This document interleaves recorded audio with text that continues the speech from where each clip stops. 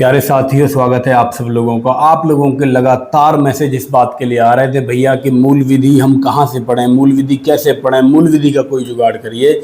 जितने भी बच्चे यूपीएसआई के लिए तैयारी कर रहे हैं, यूपी पुलिस के लिए तैयारी कर रहे हैं, उनके लिए सबसे बड़ा विषय इस समय है मूल विधि, बेसिक लॉ। कहाँ से पढ़ें, कैसे पढ़ें। तो इसी समस्या को दूर करते हुए आज मैं स्वयं लेके आ गया आपके लिए मूल विधि की क्लास।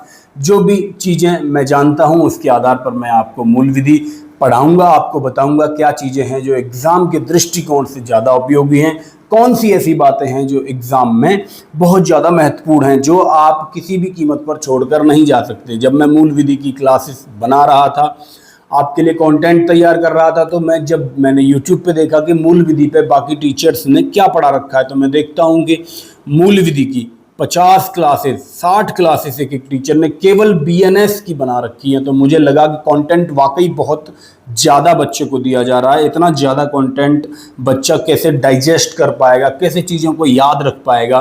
मुझे लगा कि वाकई एग्ज़ाम की ज़रूरत से कुछ ज़्यादा चीज़ें आपको दी जा रही हैं। तो मुझे जो लगा उसके आधार पर मैंने बहुत सटीक और सरल तरीके से, साधारण तरीके से, मिनिमम समय में ज़्यादा से ज़्यादा चीज़ें, ज़्यादा से ज़्यादा उपयोगी चीज़ें मैं आपको क्या दे सकता हूँ, उस आधार पर मैंने ये वीडियो कोर्स डिजाइन किया।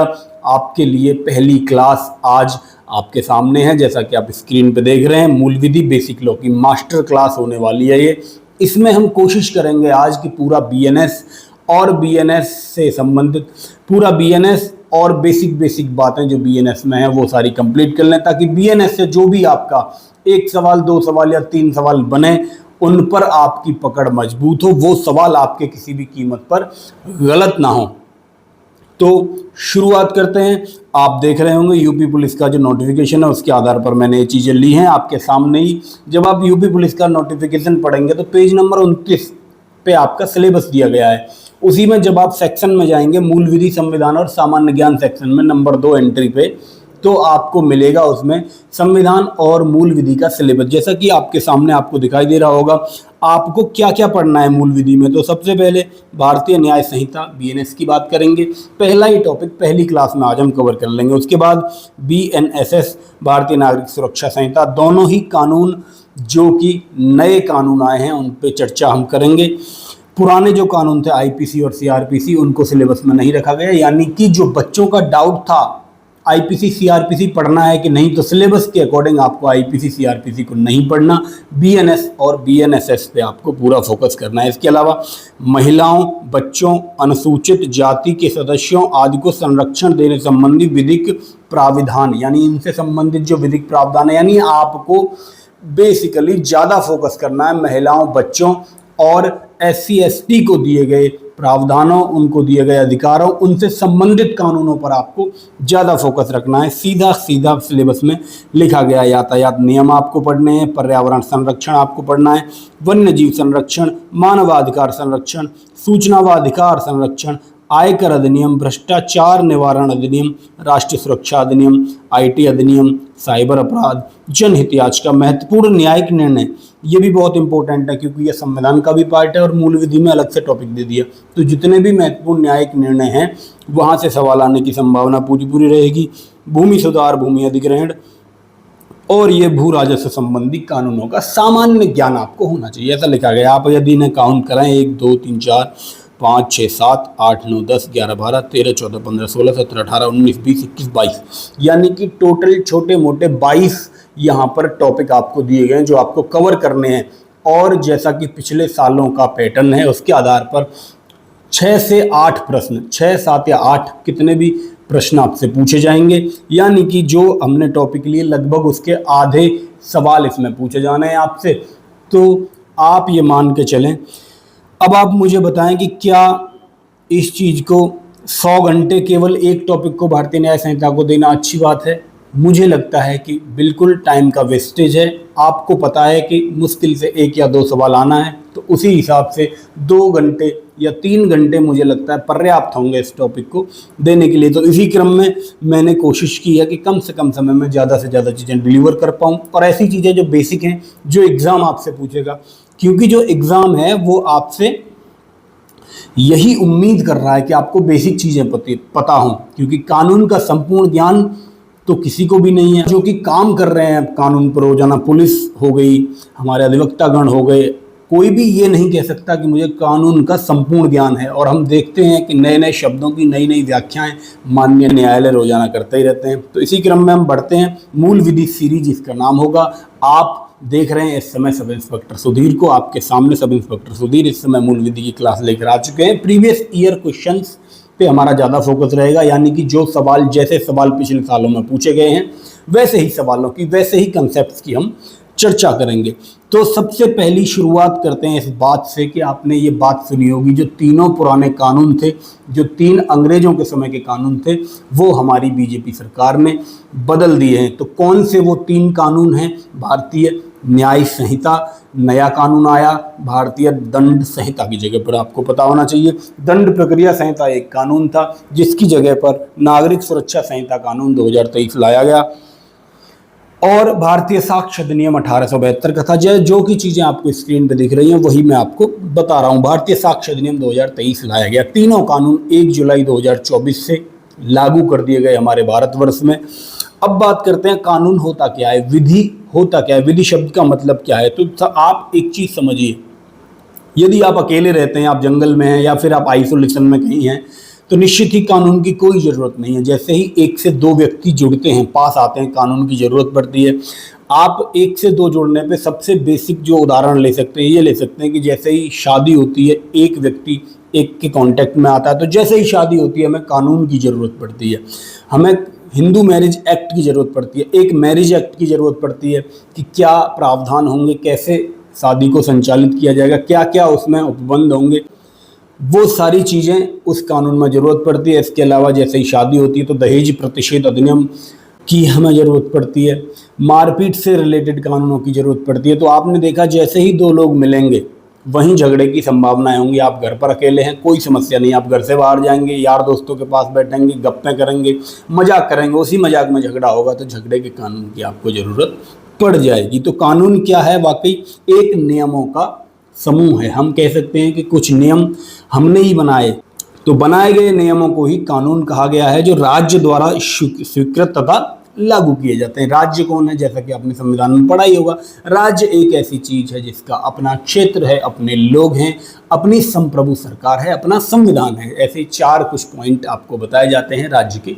परिभाषा के बारे में। तो राज्य मतलब हम ही लोग अपने लिए नियम बनाते हैं और उन्हें अपने ऊपर ही लागू कर लेते हैं। समाज ने नियम बनाए और अपने ऊपर लागू कर लिए, उसे ही हमने कानून कहा, और इसका पालन करना अनिवार्य है। पहला पॉइंट, आपको ये नहीं कह सकता कि मैं इसका पालन नहीं करूंगा, ये मेरी स्वेच्छा है, ना जी, आप सभी इसका पालन करने के लिए बाध्य हैं। और यदि पालन नहीं करते तो वहाँ पर अपराध बनता है। जहाँ अपराध बनता है वहाँ दंड देने की भी प्रक्रिया होती है। तो दंड देने के लिए न्यायालयों का, माननीय न्यायालयों का भी गठन किया गया। अब केवल ऐसा नहीं है कि केवल दंड के बारे में कानून होता है। कानून, मैंने जैसा कि आपको बताया कि जैसे ही शादी के लिए कानून की जरूरत पड़ती है, उसमें विभिन्न उपबंध, शर्तें आदि दी गई होती हैं। तो केवल दंड के लिए कानून नहीं होता, इसके अलावा भी विभिन्न प्रकार के अनुबंधों, जैसे विवाह, उत्तराधिकार, लाभों का वितरण, कोई प्रॉफिट है वो कैसे बांटा जाएगा, संस्थाओं का संचालन कैसे होगा, ऐसे नियम भी कानून के अंदर होते हैं और ये बाध्य होते हैं, अनिवार्य होते हैं। अब बात करते हैं विधि के प्रकारों के। बेसिक रूप से विधि को, कानून को 2 प्रकार में हमने बांटा। पहला कहा मौलिक विधि, दूसरा कहा प्रक्रिया विधि। आप इसे ऐसे समझें, मौलिक विधि हमको बताएगी कि क्या करना है, प्रक्रिया विधि बताएगी, जैसा कि प्रक्रिया शब्द से पता चल रहा है कि कैसे करना है, प्रक्रिया क्या है। जैसे एग्जाम्पल के तौर पर आप समझें, बीएनएस में, बीएनएस के आधार पर आप देखें तो ए ने बी की हत्या कर दी, तो हत्या के बाद क्या ये अपराध है कि नहीं, ये बीएनएस बताएगी। अपराध है तो इसकी सज़ा क्या है, ये बीएनएस बताएगी। अब उस सज़ा को दिलाने के लिए क्या प्रक्रिया आएगी, क्या प्रोसीजर होगा, कैसे एफआईआर होगी, कैसे आईओ को साक्ष्य संकलन के लिए यानी इन्वेस्टिगेशन के लिए वो दिया जाएगा मामला, उसके बाद कैसे साक्ष्य संकलन होंगे, कैसे चार्जशीट फाइल होकर न्यायालय में जाएगी, और किस तरह दोनों पक्षों के अधिवक्तागण, दोनों पक्ष आपस में दलीलों के माध्यम से अपने अपने आधार, अपनी अपनी चीज़ें प्रूव करेंगे।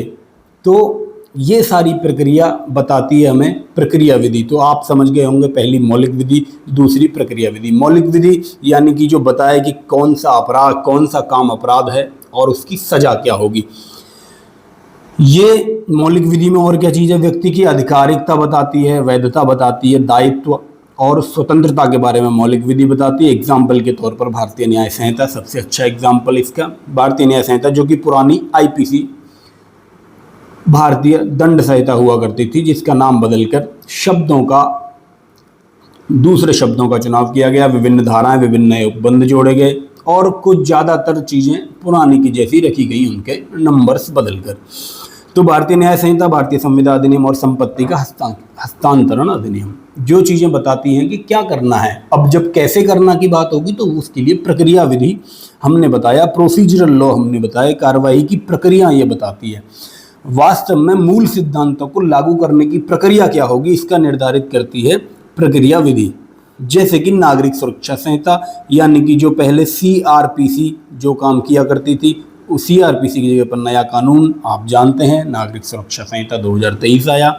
जैसे कि सिविल प्रक्रिया संहिता, जैसे कि भारतीय साक्ष्य अधिनियम, इन सब पे विस्तृत रूप से विस्तार में चर्चा हम करेंगे आगे। अभी हम आगे बढ़ते हैं। आगे हम देखते हैं कि अपराध होता क्या है। बहुत देर से हम अपराध शब्द की चर्चा कर रहे हैं। वाकई अपराध ऑफेंस है क्या? देखो, शब्द अपराध का अर्थ इस संहिता द्वारा दंडनीय कार्य, यानी कोई भी कार्य जो संहिता में यानी कि बीएनएस में दंडनीय या किसी और कानून में दंडनीय बताया गया है वो अपराध है। आप तमाम परिभाषाएं आपको गुरुजी ने पढ़ाई होंगी, लेकिन सामंड के अनुसार क्या है, फलाने दार्शनिक के अनुसार क्या है, फलाने अर्थशास्त्री के अनुसार क्या है, उससे कोई फर्क नहीं पड़ता। हमारी किताब में क्या है, हम जो कानून पढ़ रहे हैं उसमें अपराध की परिभाषा क्या है। तो अपराध की परिभाषा सामान्य सी कोई भी ऐसा कार्य जो किसी कानून में अपराध बताया गया है वो ही अपराध हम मान के चलेंगे, आखिर वो ही अपराध है। अपराध के 4 तत्व हैं, बहुत जरूरी बात, कई बार एग्जाम में पूछी गई। अपराध के 4 तत्व कौन से? सबसे पहला तत्व है मानव, मनुष्य का होना जरूरी है, क्योंकि मनुष्य होगा तभी अपराध होगा। आप ऐसे समझें, आप रास्ते में जा रहे हैं, सामने से कुत्ता आया, कुत्ते ने आप पर भौंका, कुत्ते ने आपको काट लिया, तो कोई भी जो मुकदमा है वो कुत्ते पर नहीं चलाया जाएगा, कोई भी धारा कुत्ते पर नहीं लगती। यानी कि मनुष्य का होना जरूरी है। जानवर आपस में लड़ते रहें, उन पर कोई भी कानूनी प्रावधान लागू नहीं होते। तो पहली चीज, अपराध होने के लिए मानव होना चाहिए। दूसरी चीज, दुराशय होना चाहिए। आपका जो आशय है वो बुरा होना चाहिए, सही आशय नहीं होना चाहिए, तभी माना जाएगा कि आपने अपराध नहीं किया। जैसे कि एक पिता ने अपने बच्चे को डांटा, थोड़ी बहुत गाली गलौज कर दी और गुस्से में आकर एक थप्पड़ भी मार दिया, इस आशय से कि उसका बच्चा पढ़ाई में ध्यान नहीं दे रहा है, खेलने में ज़्यादा ध्यान दे रहा है या गलत चीज़ों में ध्यान दे रहा है, इस आशय से, एक अच्छे आशय से उसने डांटा, तो ये अपराध नहीं है। लेकिन जैसे ही यहाँ आशय खराब हो जाएगा, दुराशय हो जाएगा, वैसे ही यहाँ अपराध का जन्म हो जाएगा। इसके बाद आपराधिक दुराशय के लिए किया गया कार्य, केवल दुराशय का मतलब है मन में आशय। जैसे ही उसे कार्य की श्रेणी आपने दी, यानी कि थप्पड़ आपने मार दिया या मुंह से आपने गाली दे दी, तो वहां पर कार्य हो जाता है। और चौथी स्थिति है, क्षति उससे होनी चाहिए, किसी मानव को या समाज को किसी प्रकार की यदि उससे क्षति होती है, नुकसान होता है, क्षति के बारे में बात करेंगे। क्षति होती है तो 4 अपराध के ये मुख्य तत्व हैं, मानव होगा और मन स्थिति और दुराशय होना चाहिए। इसके अलावा क्षति किसी को होनी चाहिए। ये 4 चीज़ें हैं जिनसे मिलकर एक अपराध बनता है। आगे बढ़ते हैं। आपराधिक मन स्थिति के संबंध में ये प्रमुख वाद आपसे पूछे जा सकते हैं, जो पिछले एग्जाम्स में पूछे गए हैं। प्रमुख वाद आपके सामने लिखे हुए हैं। आर बनाम प्रिंस, क्वीन बनाम टॉलसन, हार्डिंग बनाम प्राइस, फाउलर बनाम पेजेंट, रोराज बनाम रूटजैन, महाराष्ट्र बनाम, ये जितने भी नाम लिखे हुए हैं, नाथूराम बनाम मध्य प्रदेश राज्य, ये जितने भी नाम लिखे हुए हैं ये आपराधिक मन स्थिति से संबंधित वाद हैं। इसका मतलब माननीय न्यायालय उसमें कोई महत्वपूर्ण बात कहते हैं तो वो वाद महत्वपूर्ण बन जाता है। ये ऐसे ही कुछ वाद हैं जो कि मन स्थिति से संबंधित हैं, यानी कि जितने भी केस यहाँ लिखे हुए हैं उनमें जो शब्द मैंने बताया था दूसरा, मन स्थिति यानी कि दुराशय, यानी कि मेंसरिया शब्द लिखकर भी कई बार एग्जाम में पूछा गया है। तो मेंसरिया, दुराशय, मन स्थिति यानी आपराधिक मन स्थिति, तो ये किसी भी तरह से आपसे पूछ ले इनसे संबंधित प्रमुख वाद कौन से हैं तो आपके सामने लिखे हुए हैं। अपराध की 4 अवस्थाएं होती हैं। अपराध होने के लिए 4 अवस्थाएं भी होती हैं। अभी मैंने बताया 4 प्रमुख तत्व कौन से हैं। अब 4 अवस्थाएं कौन सी हैं? सबसे पहली अवस्था, पहले मन में कोई आशय होगा, उसके बाद तैयारी होगी उस अपराध की। तीसरा पॉइंट, उसका प्रयास किया जाएगा अपराध का। चौथा, कोई कार्य किया जाएगा उसके पूर्णन के लिए, यानी कि अपराध को पूर्ण कर दिया जाएगा। ऐसी अवस्था में कार्य स्वयं अपराध बन जाएगा। तो 4 अवस्थाएं हैं अपराध की। पहले केवल मानसिक विचार चल रहा है, उसे आशय कहा। उसके बाद जिसे अपराध करना है उसने कोई तैयारी की। तीसरा, किसी कार्य का प्रयास किया। और चौथा, कोई कार्य कर दिया। तो इन चारों चीज़ों से मिलकर अपराध बनता है। अब अपराध होगा तो दंड की बात होगी। बीएनएस की धारा 4 में, धारा याद रखेंगे, धारा 4 में दंड के बारे में हमको बताया गया है। दंड वाकई कितने प्रकार के हैं? तो जो हमारी पुराना कानून था सीआरपीसी या पुराना कानून था बीएनएस, तो पुराने कानून बीएनएस में अपराध को 5 प्रकार में कैटेगराइज किया, दंड को 5 प्रकार में कैटेगराइज किया गया था। यानी कि दंड उस समय 5 प्रकार का था। जैसे ही नया कानून बीएनएस आया, दंड को 6 प्रकार में बदल दिया गया। ये 6 प्रकार कौन से हैं? देखो, एक तो मृत्यु हो सकती है, यानी कि मृत्यु दंड किसी को दिया जा सकता है। दूसरे नंबर पर आजीवन कारावास किसी को दिया जा सकता है। तीसरे नंबर पर कारावास किसी को दिया जा सकता है। जब कारावास दिया जाएगा तो कारावास भी 2 तरह का दिया जा सकता है। पहला कि श्रम के साथ, यानी कारावास में अपराधी से काम लिया जाएगा। दूसरा, सादा कारावास, यानी कठिन परिश्रम नहीं करवाया जाएगा। सादा कारावास यानी कि अपराधी को केवल बंद रहना है। चौथा, संपत्ति की जब्ती की जा सकती है। पांचवा, कोई जुर्माना लगाया जा सकता है। छठवां और नया, जो कि इम्पोर्टेंट भी है, ये सवाल आपके सामने आ भी सकता है, सामुदायिक सेवा। सामुदायिक सेवा में क्या होगा? जैसे माननीय न्यायालय किसी अपराधी को ये सजा दे कि आपको उस स्थान पर 50 पेड़ लगाने, या आपको 1 महीने के लिए, 2 महीने के लिए इस शहर की फलाना फलाना सड़क को, फलाना फलाना चौराहे को साफ रखना है। इस तरह के जो दंड दिए जाएंगे तो उसे सामुदायिक सेवा कहा गया, इसलिए इसे दंड नहीं सेवा कहा गया। तो 6 प्रकार के दंड आपको याद रखने। प्रमुख किताबों की बात करेंगे, आउटलाइन ऑफ क्रिमिनल लॉ, ये किताब स्टीफन्स ने लिखी थी। इम्पोर्टेंट बात है, याद रखेंगे, क्योंकि पिछले सालों में ऐसा सवाल आया कि किताब का नाम देके पूछ लिया कि यह किताब किसने लिखी है। दूसरा, commentaries on the laws of England, एक किताब है जिसके लेखक हैं विलियम बेनेक्स्टोन। आगे बात करते हैं भारतीय दंड संहिता की, जो कि हमें पढ़नी नहीं है, बस बेसिक सी बातें आपको बता रहा हूँ क्योंकि हमारे देश में इसका प्रचलन रहा। तो भारतीय दंड संहिता 1860 इसे कहा गया था। लॉर्ड मैकाले अंग्रेजों के टाइम पे बनी थी। लॉर्ड मैकाले प्रथम विधि आयोग बना था जिसके अध्यक्ष लॉर्ड मैकाले थे। तब भारतीय दंड संहिता को भारत में बनाया गया। 1 जनवरी 1864 को लागू किया गया था और 31 अक्टूबर 2019 को जब धारा 370 में बदलाव किए गए या 370 को हटाया गया, तब ये संपूर्ण भारत में लागू हुई थी। उससे पहले जम्मू कश्मीर के लिए अलग से लॉ हुआ करता था। तो लॉर्ड मैकाले की हमने बात की। इसके अलावा श्रीलंका, सिंगापुर और ब्रुनोई 3 ऐसे देश और हैं जिनकी दंड संहिता, जिनकी आईपीसी बिल्कुल हमारी तरह हमारे ही दंड प्रक्रिया पर आधारित है। तो इन देशों का नाम भी आप याद रखेंगे। इसमें बहुत ज़्यादा चीज़ें आपको याद नहीं रखनी, बस मैंने आपकी जनरल नॉलेज के लिए ही आपको बता दिया है। दंड संहिता की बात करी, इसमें प्रमुख वाद क्या हैं, आप इसमें प्रमुख वादों को बिल्कुल एक बार याद रख लेंगे। रेग बनाम गोविंदा वाद 1876 का था। इसमें हत्या और आपराधिक मानव हत्या में अंतर बताया था। आपराधिक मानव वध, असल में जो सही शब्द है वो वध है, तो आप याद रखेंगे हत्या और आपराधिक मानव वध से संबंधित है रेग बनाम गोविंदा का वाद, क्योंकि ये बहुत ही डिबेट वाला एक टॉपिक रहा है, हत्या और मानव वध। जैसे इसमें अंतर क्या है,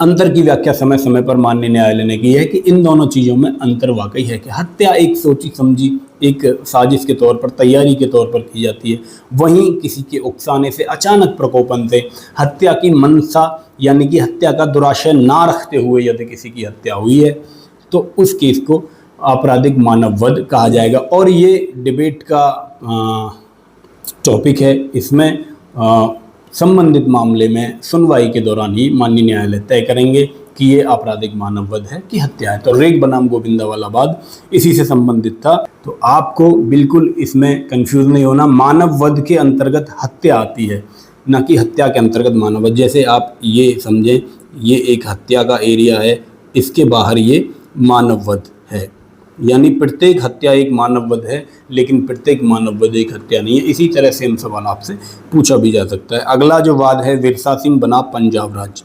थोड़ा सा वादों के बारे में मैं आपको बता देता हूँ। आप कह रहे होंगे कि रेग बनाम गोविंदा, जितने भी वाद हैं उनकी कहानी आप हम बताएं। यदि मैं कहानी बताने लगूँ तो एक एक वाद सालों साल चलता है और उसकी कहानी बताने में एक आध घंटा आराम से खर्च किया जा सकता है। जैसे कि विरसा सिंह बनाम पंजाब राज्य का वाद हत्या से संबंधित है। हत्या का दंड आईपीसी की धारा 302 में है, जो कि बीएनएस 103 हो गया है, और आईपीसी 304 मानव वध से संबंधित थी, जिसके लिए बीएनएस की नई धारा 105 है। हुआ क्या, 13 जुलाई 1955 को खेम सिंह नाम के एक शख्स की मृत्यु हुई, जिसमें अपीलकर्ता यानी कि विरसा सिंह द्वारा भाले से एक वार किया गया, जिसकी वजह से उसकी मृत्यु हो गई। अब बाद में वो कहने लगे कि जो भाले से वार किया गया था, जो मेरे ऊपर मुकदमा चलाया जा रहा है 302 का, मैंने हत्या नहीं की थी, वो उस समय पर किन्हीं कारणों के वश उसकी मृत्यु हुई, यानी कि मुझ पर केस हत्या में न चलाकर मानव वध में चलाया जाए, क्योंकि दोनों में सजाओं का अंतर है। हत्या में जहाँ तक कि फांसी तक दी जा सकती है, क्योंकि मानव वध में आजीवन कारावास तक दिया जा सकता है। तो उन चीज़ों को ध्यान में रखते हुए जब हत्या के मामले में कोई फंसता है तो वो यही अपील करता है कि मुझे फांसी की सज़ा ना हो, कैसे भी ये हत्या या फिर ये मामला हत्या का जो बन रहा है वो मानव वध में परिवर्तित हो जाए, जिससे कि मुझे छूट मिले। खैर, तब माननीय न्यायालय ने इसमें अपनी टिप्पणी की कि जब आपने भाला उसमें मारा था तो इस बात का क्या सबूत है आपने कि आपने हत्या के उद्देश्य से नहीं मारा। तो ये प्रूफ ऑफ बर्डन, यानी कि ये प्रूफ भी उसी व्यक्ति को करना है जो उसका फ़ायदा लेना चाहता है, जो उस कानून का फ़ायदा लेना चाहता है।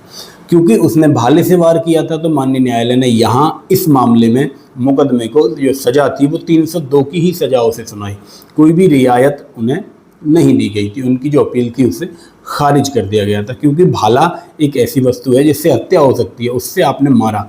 तो इसमें माननीय न्यायालय ने कहा कि भाले से आपने मारा, अगर हत्या का उद्देश्य नहीं था तो आप थप्पड़ भी मार सकते थे, घूंसा मार सकते थे, आपने ऐसी वस्तु मारी जिससे हत्या हो सकती थी। इसका मतलब आपको कहीं ना कहीं अंदाजा रहा होगा। खैर, आगे बढ़ते हैं। केएम नानावटी बनाम महाराष्ट्र राज्य, ये भी हत्या और मानव वध से संबंधित है। दूसरा, बच्चन सिंह बनाम पंजाब राज्य, ये भी इस मामले में माननीय सर्वोच्च न्यायालय ने कहा था कि मृत्यु दंड विरलतम से विरलतम, यानी रेयर ऑफ रेयरेस्ट, यानी कि बहुत ज़्यादा ही क्रूअल तरह का काम जिसमें हुआ है, बहुत रेयर केस में मृत्युदंड को दिया जाना चाहिए। बच्चन सिंह बनाम पंजाब राज्य, बहुत ही चर्चित मामला, इसके बारे में निश्चित ही आप इसे मेमोराइज कर लेंगे, अपनी मेमोरी में बनाए रखेंगे।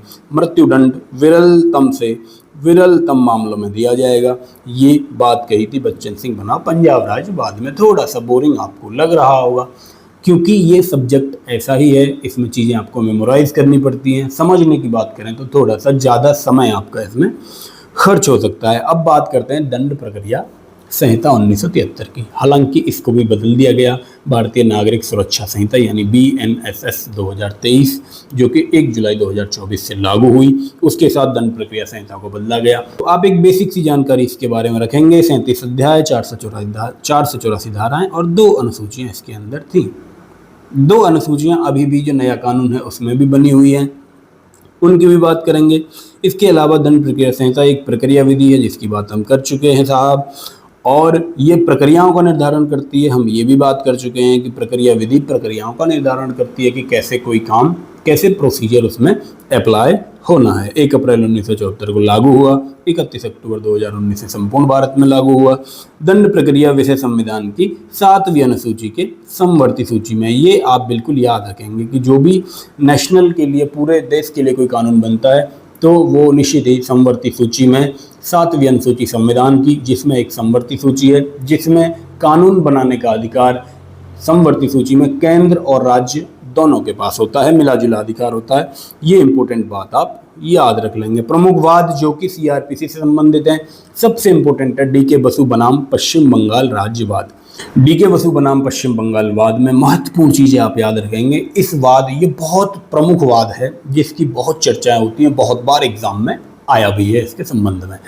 साहब है क्या इसमें माननीय न्यायालय ने बताया कि जो आपने गिरफ्तार किया है व्यक्ति, उसे भी संविधान के अनुच्छेद 21 के अनुसार जीवन एवं जीवन की गरिमा का संपूर्ण अधिकार है।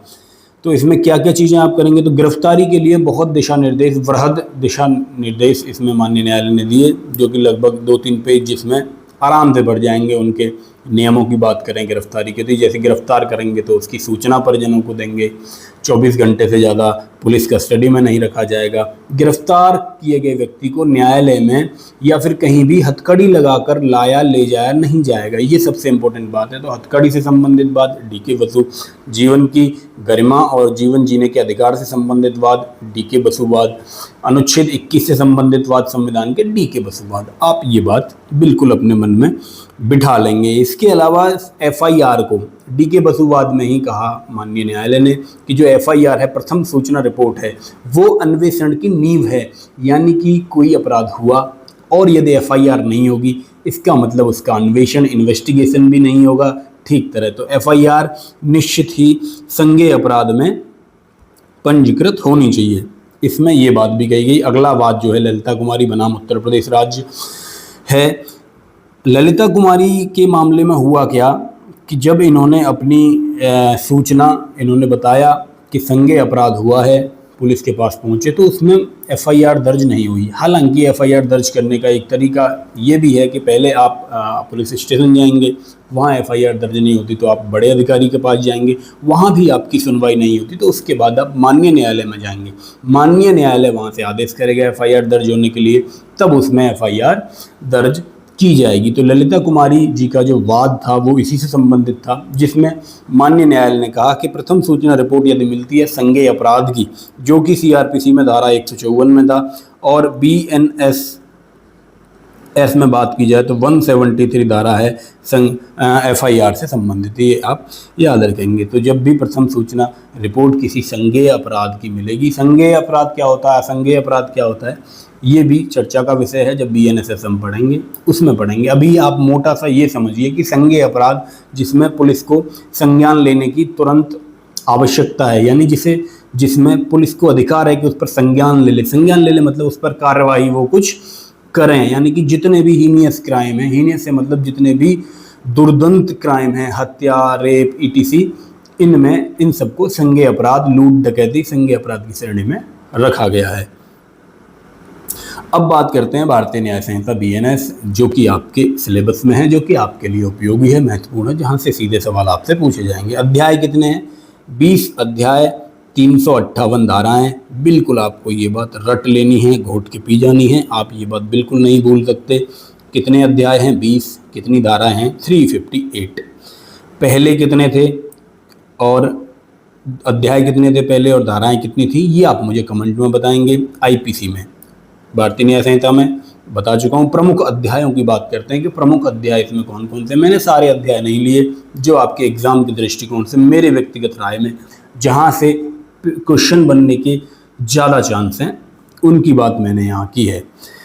अध्याय 1 सबसे इम्पोर्टेंट तो है ही भाई। पहला अध्याय आपको पता होना चाहिए। 1 से लेकर 3 तक धाराएं इसमें हैं। पहली धारा में कब से लागू होगा, इसका नाम क्या होगा, ये सारी बातें हैं। दूसरी धारा में कुछ परिभाषाएं आपको दी गई हैं शब्दों की, और तीसरी भाषा में स्पष्टीकरण के बारे में बताया गया, कुछ शब्दों के स्पष्टीकरण के, इस शब्द का ये मतलब माना जाए, इस चीज़ का ये मतलब माना जाए, इस तरह की चीज़ें हैं। तो लागू पूछ लिया जाए आपसे तो 1 जुलाई 2024 को ये हमारे संपूर्ण भारत में लागू किया गया बीएनएस, भारतीय न्याय संहिता। 2023 में ये बिल आया था, 2023 आप याद रखेंगे बिल आया था। बिल कैसे आता है संविधान में आप पढ़ चुके होंगे। हमारे संसद के किसी भी सदन में पेश किया जाता है, वहाँ बहुमत से पास होता है, उसके बाद राष्ट्रपति जी के हस्ताक्षर के बाद वो कानून बन जाता है। ये सारी चीज़ें मुझे लगता है संविधान में आपने पढ़ ली होंगी। अब कुछ महत्वपूर्ण चीज़ों की बात कर लेते हैं। कुछ महत्वपूर्ण धाराएं, जो परिभाषाएं, यानी धारा 2 में जो महत्वपूर्ण परिभाषाएं हैं, उनकी धाराएं आपको याद होनी चाहिए। पहली चीज़ धारा 2(7) में आप याद रखेंगे। धारा 2(7) आपको बेईमानी की परिभाषा बताती है कि बेईमानी वाकई चीज़ क्या है, बेईमानी होती कैसे है। बेईमानी 2(7) जैसे कि अब आप इसे याद कैसे रखेंगे, जो मेरी पर्सनल ट्रिक है कुछ चीज़ों को याद रखने की, वो मैं बताता हूँ। दो साथ, ऐसे समझे, दो साथ किसी का, यदि आप किसी का साथ दोगे तो वो बेईमानी करेगा, ऐसी एक धारणा अक्सर होती है मन में। यदि आप किसी का साथ ही नहीं दोगे तो बेईमानी कहाँ से होगी। तो दो साथ धारा का नंबर और दो साथ किसी का तो बेईमानी होती है वाली बात से आप इसे याद रख लेंगे। 228 में लोक सेवक, यानी धारा 2 के सब सेक्शन 28 में लोक सेवक की परिभाषा है। यानी लोक सेवक कौन होगा। लोक सेवक और सरकारी सेवक में भी अंतर है।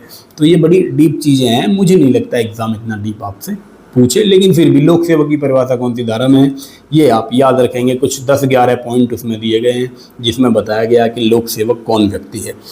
आगे बढ़ेंगे। 224 यानी अपराध। 2-4 अपराध क्या है, आप इसमें बस मोटी सी बात याद रखेंगे कि 2-4 होना, यानी कि आपकी किसी से 2-4 हो गई, 2-4 हो गई यानी बहसबाजी हो गई, बहसबाजी होगी तो अपराध हो गया। तो धारा 2-4 यानी 2 के 24 में अपराध के बारे में बताया गया है। इसके अलावा कुछ धाराएं और मैं आपको बता देता हूं। जैसे कि आपसे पूछा जा सकता है कि बालक की परिभाषा कहाँ दी गई है, तो ये धारा 2 के सब सेक्शन 3 में बालक की परिभाषा है। सब सेक्शन इतना इसमें इम्पोर्टेंट नहीं है। इसमें सबसे ज़्यादा इम्पोर्टेंट बात है कि 18 वर्ष से कम जिसकी उम्र है उसे बालक कहा जाएगा। इसके अलावा अब मैंने जो अभी थोड़ी देर पहले बात की थी कि क्षति क्या चीज़ है, तो क्षति 3 प्रकार की, सॉरी 4 प्रकार की क्षति आपको बताई गई। पहली क्षति आपको शरीर की यानी शारीरिक हो सकती है, दूसरी मानसिक यानी मन की संपत्ति हो सकती है, तीसरी संपत्ति यानी कि आपके पास जो पैसा है उसकी क्षति हो सकती है, और चौथी क्षति है ख्याति की, जिसे आप मां नानी का केस जिसके संबंध में लगाया जाता है। तो 4 तरह की क्षति बताई गई है। धारा आपसे पूछ ले तो धारा 2 के 14 सब सेक्शन में इसकी बात की गई है। आप ये बातें नोट कर लेंगे, बहुत ज़रूरी चीज़ें हैं। इसके अलावा धारा 2 के 25 सब सेक्शन में बात की गई व्यक्ति की परिभाषा, यानी कि व्यक्ति शब्द का प्रयोग। आप ये बात समझें कि जहाँ भी इस कानून में इन शब्दों का इस्तेमाल होगा जो धारा 2 में दिए गए हैं, यानी कि बेईमानी शब्द का इस्तेमाल होगा, तो उसकी परिभाषा वो मानी जाएगी जो धारा 2 में लिखी गई है।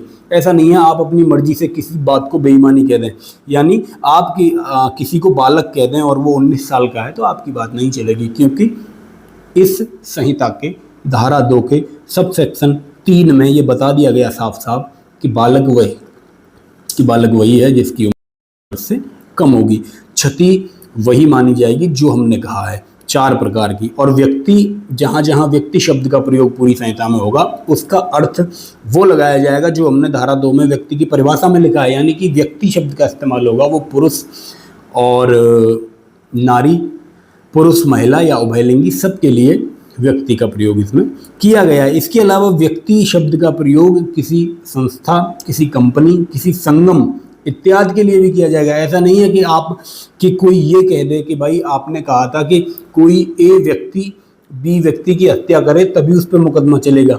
ए व्यक्ति ही नहीं, ए यदि कोई कंपनी है उसने किसी की हत्या करवा दी, ए कोई कंपनी है उसने कोई फ्रॉड कर दिया, ए कोई कंपनी है, ए कोई संगम है उसने किसी के साथ कोई बेईमानी की, तो उसे भी व्यक्ति की तरह ट्रीट किया जाएगा, उसे भी अपराध ही माना जाएगा। श्रीमान, आप ये नहीं कह सकते कि हत्या का जो कानून है उसमें तो लिखा ही नहीं कि कंपनी के बारे में कुछ, तो ऐसा नहीं है, वहाँ व्यक्ति लिखा है तो व्यक्ति में सारी चीज़ें आ जाती हैं, निहित हैं। तो ये सारी चीज़ें आप बिल्कुल याद रख लेंगे। आगे हम बढ़ते हैं अध्याय 2 की तरफ। अध्याय 2 धारा 4 से 13 तक है। जो सबसे इम्पोर्टेंट बात है धारा 4 में दंड के बारे में बताया गया है। दंड क्या होता है, दंड के कितने प्रकार हैं, तो आप समझिए दंड के 6 प्रकार इसमें बताए गए हैं।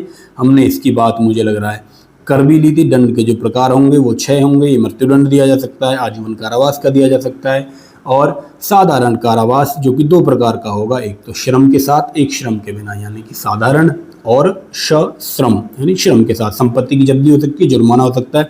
इसके अलावा सामुदायिक सेवा जो नए प्रकार का दंड लॉन्च किया गया, ये बहुत इंपॉर्टेंट है, यहाँ से सवाल निश्चित ही बनने वाला है इस बार। अध्याय 3 में साधारण अपवादों के बारे में बात की, यानी कुछ अपवाद भी होंगे, ऐसी बात बताई अध्याय 3 में। अपवाद जैसे कि आप एग्जाम्पल के तौर पर लें, जैसे कोई पागल व्यक्ति मानसिक संतुलन जिसका खराब है वो कोई क्राइम कर दे, कोई बच्चा छोटा 3 साल का 4 साल का कोई क्राइम कर दे। तो ऐसे तमाम जितनी कंडीशन हो सकती हैं उन्हें इस अध्याय में अपवाद के रूप में लिखा गया है, यानी कि इसमें बताया गया है अपवाद वाले चैप्टर में कौन सी बात अपराध नहीं होगी। बच्चे द्वारा किया गया कार्य, किसी से ज़बरदस्ती कोई काम करवा लिया जाए, यानी दुराशय उसका नहीं था, किसी और ने उसकी कनपट्टी पर तमंचा लगाया, या फिर उसका कोई बच्चा दूर बैठा है उसकी कनपट्टी पे तमंचा लगाया, उसके बाप से कोई काम करवा दिया, पागल व्यक्ति ने कोई काम कर दिया, बीमार व्यक्ति ने कोई काम कर दिया मानसिक रूप से। तो ऐसे सारी कंडीशंस इसमें लिखे गए हैं अध्याय 3 में। अध्याय 4 की बात करेंगे, दुष्प्रेरण, षड्यंत्र और प्रयत्न की बात होगी। तो आप समझें दुष्प्रेरण, जैसा कि शब्द से पता चलता है, दुष मतलब गलत, प्रेरण मतलब प्रेरणा। किसी को आप अपराध करने की, किसी को कोई व्यक्ति अपराध करने की प्रेरणा दे, अपराध करने के लिए उसको उकसाए, प्रयत्न करे, तो वो आता है आपका दुष्प्रेरण में श्रीमान। दुष्प्रेरण में क्या हो सकता है भाई? दुष्प्रेरण में उकसाना हो सकता है। दुष्प्रेरण कितने प्रकार से किया जा सकता है, ये सवाल आपसे पूछा जा सकता है। दुष्प्रेरण के तरीके हैं, नंबर 1 आप बिल्कुल याद रख लेंगे, एक तो उकसा कर किसी को, आपने किसी व्यक्ति ने किसी को उकसाया तो वो दुष्प्रेरण में आएगा। कोई षड्यंत्र किया वो भी दुष्प्रेरण में आएगा, या उसकी सहायता ली किसी तरह से, किस तरह से, अपनी बातों से किसी को उकसाकर उसकी सहायता ले ली किसी अपराध में, उसे षड्यंत्र में शामिल कर लिया, तो ये सारी चीज़ें दुष्प्रेरण मानी जाएंगी। षड्यंत्र क्या होता है? तो आईपीसी की धारा 120B में षड्यंत्र के बारे में बताया गया था, यहाँ बीएनएस की धारा 61 में षड्यंत्र के बारे में बताया गया है।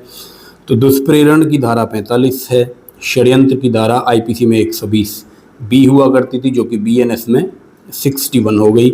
इसकी धाराएं भी आप याद रखेंगे। अब दुष्प्रेरण वाकई षड्यंत्र होता क्या है? दुष्प्रेरण तो मैंने आपको बता दिया। षड्यंत्र में 2 या 2 से अधिक व्यक्ति होने चाहिए। पहली बात तो कोई षड्यंत्र करेगा तो अकेला तो षड्यंत्र कर नहीं लेगा, अकेला। तो जब भी षड्यंत्र का मामला बनेगा, षड्यंत्र की धारा किसी पर लगेगी, तो उसमें 2 या 2 से अधिक व्यक्ति होने चाहिए।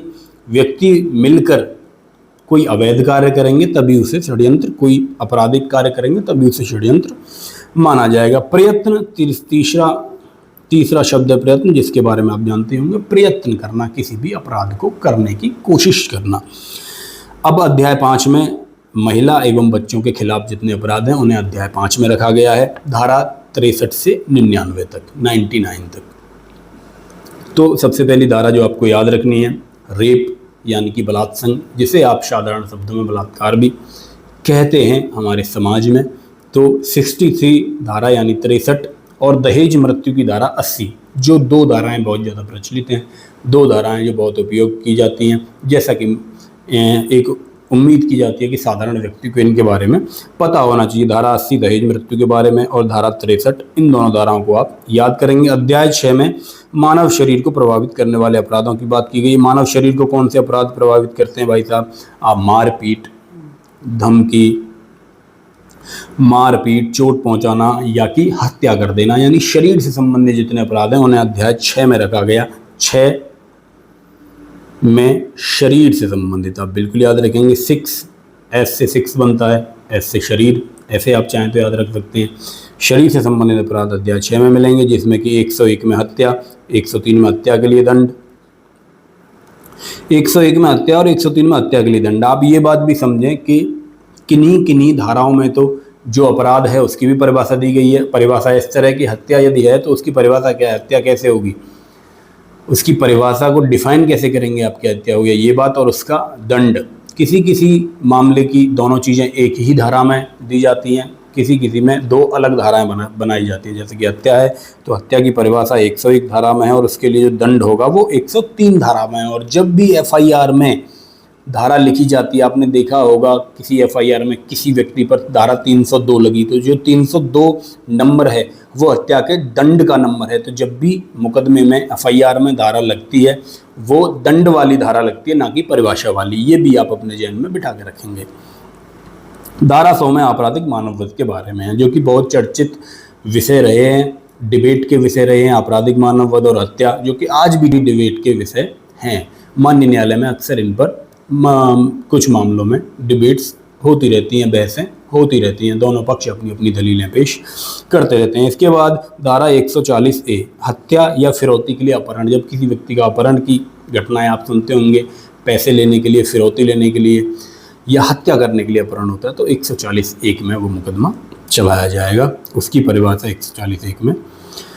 आगे बढ़ते हैं अध्याय 9, जो कि निर्वाचन से संबंधित है। चुनावों से संबंधित कोई अध्याय आपसे पूछ लिया जाए तो अध्याय 9 से निर्वाचन, ना से निर्वाचन और ना से ही 9, आप ये इस तरह से आप इसे याद रख सकते हैं, ना से निर्वाचन, ना से 9। अध्याय 17 में संपत्ति की बात होगी। संपत्ति के विरुद्ध जितने अपराध हैं, चोरी, डकैती, लूट, झपटमारी। झपटमारी मतलब स्नैचिंग। तो इस तरह के अपराधों को भी अलग से एक कैटेगरी दी गई अध्याय 17 में। संपत्ति के विरुद्ध जो अपराध हैं उन्हें रखा गया है। अब प्रमुख धाराओं की बात कर लेते हैं। कोई 10-12 धाराएं हैं, इन पे आप थोड़ा सा फोकस करके इन्हें मेमोराइज कर लेंगे, यहाँ से सवाल बन सकता है। इस धारा जो आपके सामने लिखी है 20 नंबर धारा में कहा गया कि 7 वर्ष से कम आयु के शिशु का कार्य। ये अपवाद वाले चैप्टर में है, आपको नंबर से पता चल जाना चाहिए। धारा 20 अपवाद का चैप्टर। शिशु की परिभाषा आपसे पूछ सकता है कि निम्नलिखित में से शिशु किसे कहेंगे? जिसकी उम्र 8 वर्ष से कम हो, जिसकी उम्र 12 से कम हो, जिसकी 18 से कम हो। तो इसका सही जवाब है 7 वर्ष से कम आयु का कोई भी नर या नारी है उसे शिशु कहा जाएगा, या उभयलिंगी है उसे शिशु कहा जाएगा। धारा 34 में प्राइवेट प्रतिरक्षा की बातें की गई, यानी कि कौन कौन से अधिकार हैं जो आप अपनी रक्षा में किस किस कंडीशन में आप अपनी रक्षा के लिए कोई काम कर सकते हैं। ये भी बात हुई धारा 34 से लेकर 44 तक। 34 में शरीर और संपत्ति की प्राइवेट प्रतिरक्षा के बारे में बताया कि ये होती क्या है। इसके बाद 36 से 40 तक धारा में शरीर की प्रतिरक्षा के बारे में बताया। प्राइवेट प्रतिरक्षा 2 तरह की होती है, आप बिल्कुल ये याद रखेंगे। एक तो शरीर की, शरीर किसका? स्वयं का भी हो सकता है और दूसरे का भी हो सकता है। उसी तरह संपत्ति स्वयं की भी हो सकती है, किसी और की भी हो सकती है। तो शरीर और संपत्ति की सुरक्षा आपको कितनी दी गई है, कितने आपको अधिकार हैं, कहाँ तक आप इसका प्रयोग करेंगे, ये सारी चीज़ें बताई गई हैं 36 से 40 और 31 से 44 तक में। संपत्ति की प्रतिरक्षा में आप क्या क्या कर सकते हैं, यहाँ तक कि आत्मरक्षा में सामने वाले व्यक्ति की मृत्यु तक की जा सकती है, ऐसा इसमें लिखा गया है। लेकिन जब मुकदमा चलेगा तो माननीय न्यायालय में ये जिसने भी अपराध किया है, जिसने भी हत्या की है या वध किया है, उसे ही प्रूव करना पड़ेगा कि उसने वो काम आत्मरक्षा में किया, ना कि उसकी मंशा थी, ना कि उसका दुराशय था। जैसे कि आपको एक एग्जांपल मैं लेता हूँ, एक एग्जांपल से आप समझें। आप रास्ते में, आप नहीं, एक कोई व्यक्ति है रास्ते में जा रहा है। रास्ते में जब वो आया तो सामने से एक कुत्ता आता है, कुत्ता उसकी तरफ भौंकना शुरू कर देता है। साथ ही वहाँ कोई एनजीओ वाला व्यक्ति आ जाता है कैमरा लेकर। जैसे ही कुत्ते ने भौंकना शुरू किया, ए व्यक्ति ने पत्थर उठाया। जैसे ही ए व्यक्ति ने पत्थर उठाया, दूर जो एनजीओ का व्यक्ति खड़ा है उसने अपना कैमरा निकाला और वीडियो रिकॉर्डिंग चालू कर दी। पत्थर उठाकर उसने कुत्ते में मारा, इतनी उसने वीडियो बना ली। उसी वीडियो के आधार पे वो पहुंचा पुलिस स्टेशन। वहां जाकर पशु क्रूरता अधिनियम में आपके ए के खिलाफ मुकदमा लिखवाया गया। जबकि ए की इसमें गलती, जब पूरा परिप्रेक्ष्य आप देखें मामले को तो समझ में नहीं आती, क्योंकि वो रास्ते में जा रहा था, उसका कोई आशय नहीं था, दुराशय नहीं था कि मैं किसी पशु के खिलाफ क्रूरता करूंगा। लेकिन जब वो उसकी तरफ आया, भौंकता हुआ काटने को आया, उसने उठा के पत्थर उसमें मार दिया। पत्थर उठाकर मारने की वीडियो एनजीओ वाले किसी व्यक्ति ने, या मैं कहता हूँ एनजीओ में विशेष किसी का नाम नहीं लेता, किसी ने बना ली, मुकदमा लिखा गया। एक एग्जाम्पल ले रहा हूँ, उदाहरण, इसे बहुत ज़्यादा गंभीर रूप से ना लिया जाए इस उदाहरण को। पत्थर उसने मारा, वीडियो बनी, मुकदमा लिखा। जब न्यायालय में अपनी तरफ से दलीलें पेश की गई तो उसमें दिखाई दिया वीडियो में कि भाई ये तो पशु क्रूरता है, पशु पे आपने क्रूरता की है तो धारा तो आप पे लगी है, सजा तो आपको होगी। अब इसमें अपनी बात को कैसे वो प्रूव करे कि उसका आशय नहीं था, ये बड़ा मुश्किल काम है। अब मान लीजिए उसी वक्त उस सड़क पर जहाँ से वो जा रहा था, किसी दुकान का कैमरा भी चालू था जिसमें चीज़ें रिकॉर्ड हो रही थी, तो वो जाएगा। ये प्रूव करने का बर्डन उसी पक्ष पे है जो प्रूव करना चाहता है कि उसका आशय नहीं था, दुराशय नहीं था। तो वो वीडियो रिकॉर्डिंग अपनी निकाली, उसने वीडियो रिकॉर्डिंग निकाली और दिखाया कि देखिए, माननीय न्यायालय में उसने प्रूव किया कि मैं तो किसी और काम के लिए जा रहा था, लेकिन आप देखें जो सामने से कुत्ता आया वो भौंकता हुआ मेरी तरफ आता है, मुझे काटने की कोशिश करता है। आत्मरक्षा में मैंने इस पे पत्थर मारा, मेरा दुराशय नहीं था। जब मैंने बताए थे अपराध के 4 तत्व, उसमें मानव और दूसरा तत्व दुराशय बताया था, तो दुराशय नहीं था। अपराध के तत्वों को जब आप समझेंगे तभी आप समझ पाएंगे कि अपराध घटित होगा तो वो अपराध माना जाएगा कि नहीं। जैसे कि आप रास्ते में जा रहे हैं, आप फ़ोन चला रहे हैं, एक बंदर आया, आपका फ़ोन लेके भाग गया, तो बंदर पर कोई भी कानूनी कार्रवाई नहीं होती। वहीं कोई मानव यदि आपका फ़ोन छीन कर भाग जाता तो 304 स्नैचिंग का मामला बनता। इसीलिए अपराध के जो तत्व मैंने बताए हैं वो बहुत इंपॉर्टेंट हैं, उपयोगी हैं। चारों को आप ठीक से समझ लेंगे। मानव, जिसमें कि पहला था मानव, दूसरा था दुराशय, तीसरा था प्रयत्न या कोई कार्य, चौथा था जिससे किसी को क्षति हुई हो। 4 मैंने बताए थे। तो यहाँ पर आपने देखा प्राइवेट प्रतिरक्षा का अधिकार आपको कितना मिलेगा। आगे बढ़े 61 में आपराधिक षड्यंत्र। अभी षड्यंत्र की बात हमने की थी, षड्यंत्र धारा 61 में बताया गया है। धारा 61 याद रखेंगे, आपराधिक षड्यंत्र की धारा है। आजीवन कारावास या दंडनीय अपराध को कारित करने के लिए यदि कोई प्रयत्न किया जाता है तो उसके लिए अलग से एक धारा बनाई गई 62, जो कि आईपीसी की धारा 511 में था। यहाँ बीएनएस की धारा 62 में इस बात को लिखा गया, किसी भी अपराध को करने का प्रयत्न भर केवल किया जाए, अपराध पूर्ण ना हो, केवल प्रयत्न हो, तो धारा 62 के तहत उस पर कार्रवाई की जा सकती है। आगे बढ़ेंगे। बीएनएस की और प्रमुख धाराएं हैं कुछ। 147 में भारत सरकार के विरुद्ध, यानी भारत सरकार के विरुद्ध कोई कार्य किया जाए, युद्ध किया जाए, युद्ध का प्रयत्न किया जाए और युद्ध का दुष्प्रेरण किया जाए। दुष्प्रेरण के बारे में मैंने आपको बताया, दुष्प्रेरण क्या होता है, किसी और व्यक्ति को उकसाना, उसे षड्यंत्र में शामिल करना या उसकी सहायता लेना, दुष्प्रेरण कहा जाता है। 3 तरह से दुष्प्रेरण होता है, ये भी याद रखेंगे आप फैक्ट कि 3 तरह से होता है। सवाल पूछ लेगा दुष्प्रेरण निम्न में से कितने प्रकार से किया जा सकता है, 2 प्रकार, 3 प्रकार, 4 प्रकार, तो ये भी आपको 3 नंबर याद रखना है। 173 बीएनएस की धारा 173 में रिश्वत के लिए दंड है। तो 173 एक आप समझें, मैंने अभी आपको बताया था बीएनएसएस भारतीय नागरिक सुरक्षा संहिता 173 में एफआईआर की बात होती है, एफआईआर पंजीकृत होती है। इसके तहत 173 के तहत इसी 173 को जब आप बीएनएस में देखेंगे, भारतीय न्याय संहिता में देखेंगे, तो इसमें रिश्वत की बात की गई है। तो इस तरह से आप दोनों को याद रख सकते हैं। आप एक ट्रिक बना सकते हैं अपने दिमाग में कि एफआईआर पुलिस स्टेशन में होती है, सरकारी व्यक्ति द्वारा होती है, किसी व्यक्ति कानूनी प्रक्रिया के तहत होती है, और रिश्वत भी 173 में ही है। क्योंकि रिश्वत नाम सुनते ही आपके दिमाग में तो पुलिस की वर्दी छपती होगी। हालांकि कुछ समझदार लोग हैं जो जानते हैं पुलिस वाकई कितना अच्छा काम करती है, लेकिन कुछ लोग हैं रिश्वत सुनते ही जिनके दिमाग में ऐसा कुछ इमेज बन जाती है।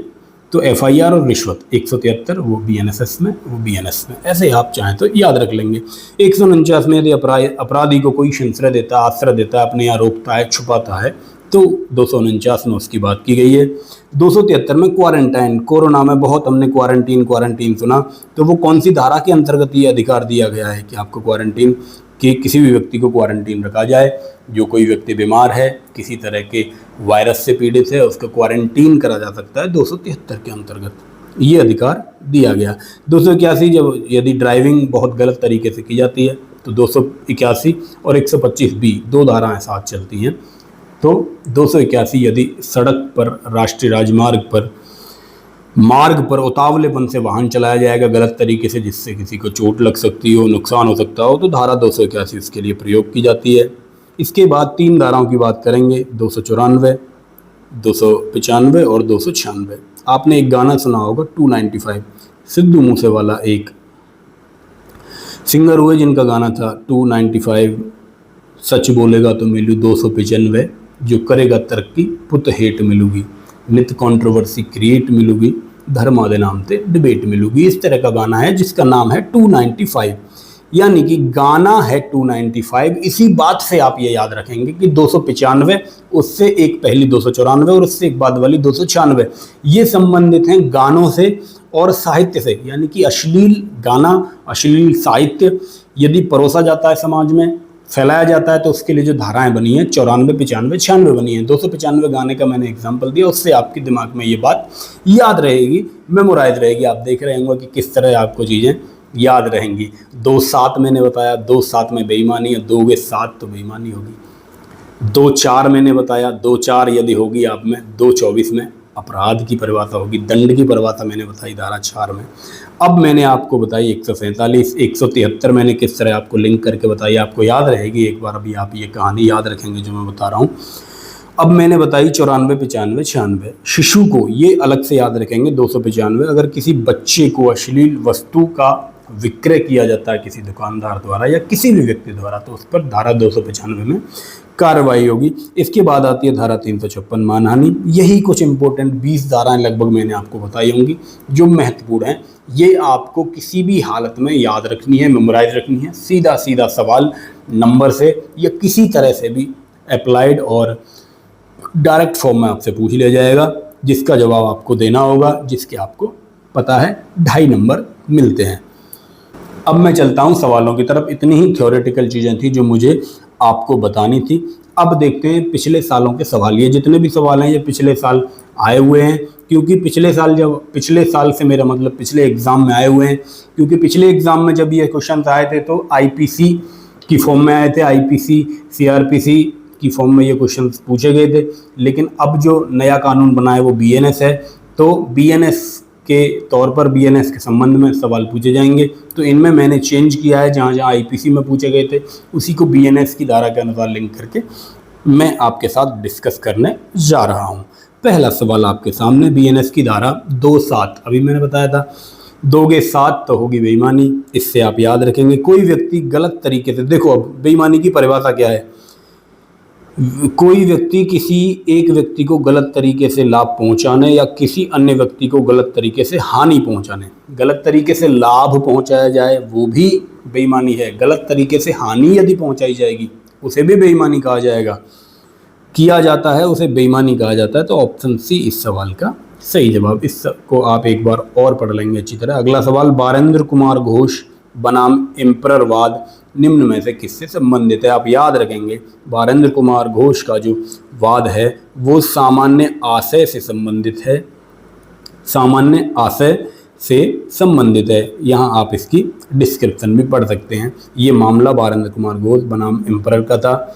इसमें आईपीसी में जो धारा थी 34 जिसमें सामान्य आशय की बात की गई थी, अब वो बीएनएस की धारा 3-5 में है जिसमें सामान्य आशय की बात की गई है।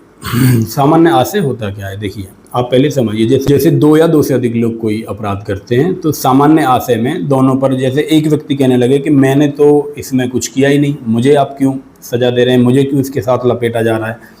कहते हैं ना गेहूं के साथ घुन भी पिसता है, तो वो सामान्य आशय वाला है। मंत्रणा की साथ दिया, जैसे कहीं चोरी हुई, 2 व्यक्ति गए, एक घर के बाहर खड़ा रहा, दूसरे ने चोरी कर ली, तो बाहर वाला ये नहीं कह सकता कि मेरे ऊपर चोरी की कार्रवाई ना की जाए, क्योंकि आप उसके साथ थे, आपका भी सामान्य उद्देश्य वही था। आगे बढ़ेंगे, धारा बीएनएस 224 की बात करेंगे। 224 किससे संबंधित है, सब एग्जाम में पूछे गए सवाल हैं। 224 मैंने आपको बताया था 2-4 होना, यानी अपराध, तो अपराध इसमें है इसका जवाब। दंड की बात हमने की थी वो धारा 4 में, जिसमें हमने बात की थी 6 प्रकार के दंडों की। 6 प्रकार में जो नया जोड़ा गया है सामुदायिक सेवा, बिल्कुल ही आप उसे याद रखेंगे। इसके बाद प्राइवेट प्रतिरक्षा की बातें हमने की थी। प्राइवेट प्रतिरक्षा 2 तरह की मैंने आपको बताई थी, संपत्ति के अलावा शरीर की 2 तरह की प्राइवेट प्रतिरक्षा की बात की गई है, जो कि धारा 34 से लेकर 44 तक, जिसके बारे में विस्तार से बताया गया है। इसके बाद डी ऑप्शन जो दिया गया, अनैच्छिक मत्तता, यानी कि बिना हमारी इच्छा नहीं है किसी ने कोई मत्तता वाला किसी पदार्थ का सेवन करवाया, नशे का किसी पदार्थ का सेवन करवाया, तो उसे अनैच्छिक मत्तता कहते हैं, जिसका कोई संबंध यहाँ पर नहीं है। तो इसका सही जवाब है ऑप्शन ए, यानी कि अपराध से संबंधित है धारा 224। अगली सवाल, निम्न में से कौन कौन से वाद आपराधिक मनय स्थिति यानी मेंसरिया दुराशय से संबंधित हैं। तो ये चारों वाद हमने उस स्लाइड में बात करी थी, हॉर्डिंग बनाम प्राइस, आर बनाम प्रिंस, क्वीन बनाम टॉलसन। ये तीनों ही वाद इससे संबंधित है, तो ऑप्शन डी इसका जवाब होगा। अगले बात करते हैं बीएनएस की धारा 4 में किसकी बात की गई है। तो फिर से वही सवाल देखा आपने, जो चीज़ें मैंने आपको बताई हैं वही पूछी गई हैं, और रिपीट होने के चांस भी बहुत ज़्यादा होते हैं इस सब्जेक्ट में, तो निश्चित ही ये मोटी मोटी बातें आपसे पूछी जाएंगी। तो धारा 4 में दंड की बात की गई है। ये हमने देखा था जो आईपीसी में 53 में था, जो कि अब इससे कोई मतलब रहा नहीं। आगे बढ़ते हैं। आगे वही धारा 4 की बात, इसका डिस्क्रिप्शन। धारा 4 में 6 प्रकार के दंड जिनके बारे में हम बात कर चुके हैं। 2 प्रकार का कारावास, सादा और कठिन, संपत्ति की जब्ती, जुर्माना और सामुदायिक सेवा। आप बिल्कुल इसे याद रखेंगे। अपराध की कितनी अवस्थाएं होती हैं बात कर चुके हैं, आप सब जानते हैं। 4 अवस्थाएं अपराध की होती हैं। कौन कौन सी 4 अवस्थाएं हैं? सबसे पहले आशय, फिर तैयारी, फिर प्रयास, फिर उसका पूर्णयन। देखो 4 अवस्थाएं और 4 तत्व, दोनों चीज़ अलग हैं। 4 तत्व मैंने बताया। पहला तत्व मानव होना चाहिए, दूसरा मेंस रिया यानी कि दुराशय यानी कि गलत भावना उसे करने की होनी चाहिए। नंबर 3 कोई कार्य होना चाहिए। नंबर 4 उससे किसी को क्षति होनी चाहिए, नुकसान होना चाहिए। ये थे 4 तत्व। और इसके अलावा 4 अवस्थाएं। अवस्था क्या है? पहले आशय, मन में विचार मतलब, दूसरा तैयारी उसकी, तीसरा उसका प्रयास, चौथा कोई भी कार्य जब कर दिया जाए तो अपराध हो जाएगा।